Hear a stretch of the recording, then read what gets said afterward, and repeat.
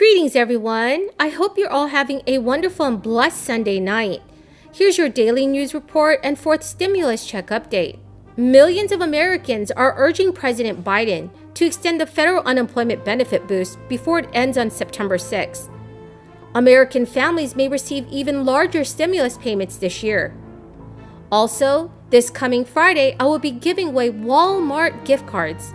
Please enter the giveaway by subscribing to my channel, liking this video, and also leaving a comment below. Thank you so much, everyone. The Labor and Treasury Department officials just announced that states can pay benefits to the unemployed past the looming September 6th expiration date, using crisis funds that Congress previously allocated to state and many local governments.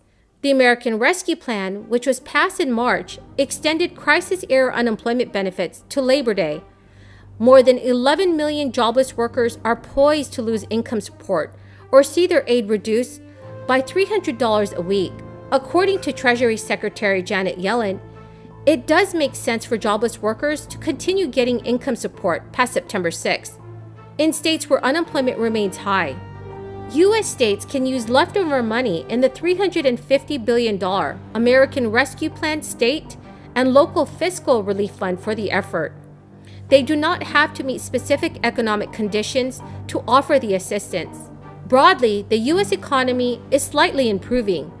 The national unemployment rate fell to 5.4% in July from 5.9%, and payrolls increased by $943,000. The U.S. economy also has recovered to an extent that $300 weekly boost will end nationwide, which is planned on September 6th. According to the Biden administration officials, it would also be appropriate for other temporary unemployment programs to end in some states. Those programs offer income support to the self-employed, such as gig workers, long-term unemployed, and others who typically do not qualify for state benefits. Nationally, almost 6 million lost jobs have yet to return. Retail sales fell more than expected in July. 12 states plus Washington, D.C. had unemployment rates above the 5.9% national figure in June. Let me also say a few words was now tropical storm, not hurricane, Henri, which made landfall at approximately 12:15 this afternoon in Rhode Island. Henri is impacting much of the Northeast right now, and I want to talk about our efforts to prepare and respond to this storm. We have been closely monitoring Henri's progress and making the necessary preparations. Fortunately, it's no longer a hurricane. It's been downgraded to a tropical storm. And we are taking it seriously, though, because the size and the storm surge and the rainfall is producing. It's also impacting an area of the country that has already experienced heavy rainfall over the past several days. And while New Englanders are used to dealing with some tough weather, this storm has the potential for widespread consequences across the region with significant flooding and power outages that could affect hundreds of thousands of people. And so we're doing everything we can now to help those states prepare, respond, and recover. I can't think of anyone better to lead this operation than Deanne Criswell of FEMA. Before she headed up FEMA, she led the emergency response in New York City, and she was one of the key federal officials leading our response to Superstorm Sandy. She knows this area very, very well and knows what's needed better than anyone. Yesterday, I talked with the administrator and each of the governors in the key states most likely to be affected. I urged them to take advantage of the assistance FEMA can offer in advance and committed to do everything we can to support their communities through the storm and afterwards. FEMA has already pre-positioned resources in the region to speed our ability to respond, including food, water, and life-saving communications equipment, as well as generators. In close cooperation with the electrical sector, preparations are in place to address significant power outages, and resources and supports is staged at the edge of this storm to be able to move quickly in to help. Thousands of additional line crews and vegetation clearing crews from other states and from Canada are already heading toward the impacted states in New England.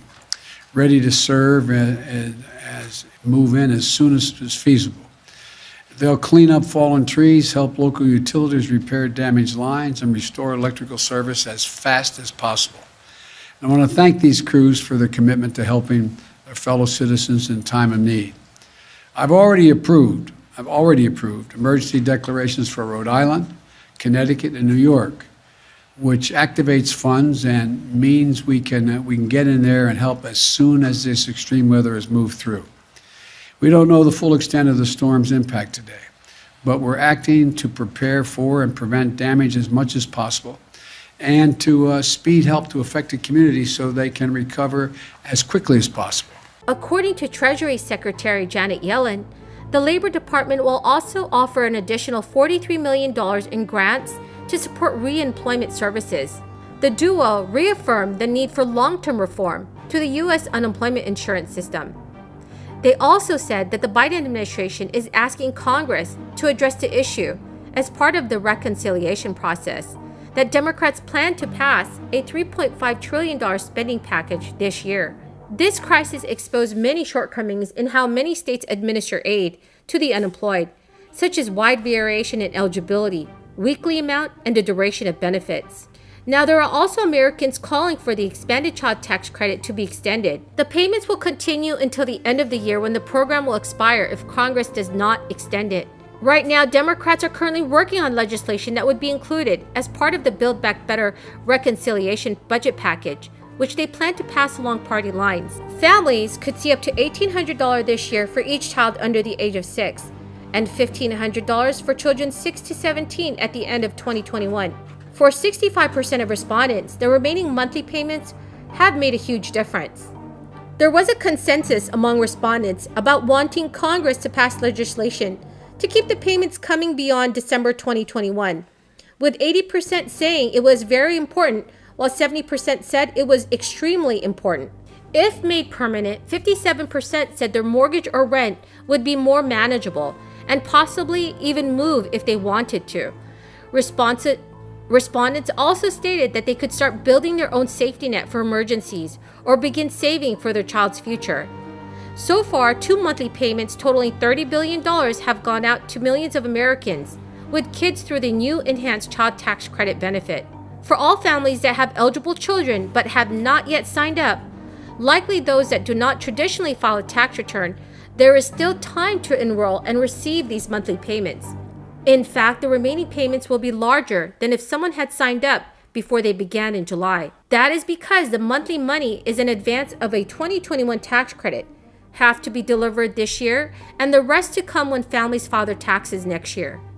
The Internal Revenue Service said it will try to deliver the entire first half of the credit to families this year even if they sign up late, splitting the money among fewer, larger monthly checks.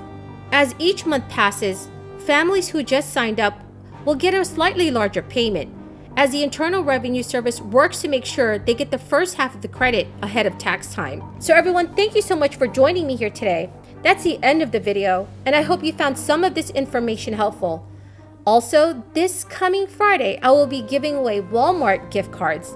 Please enter the giveaway by subscribing to my channel, leaving a comment below, and also liking this video. Thank you so much, everyone, and have a very blessed Sunday night.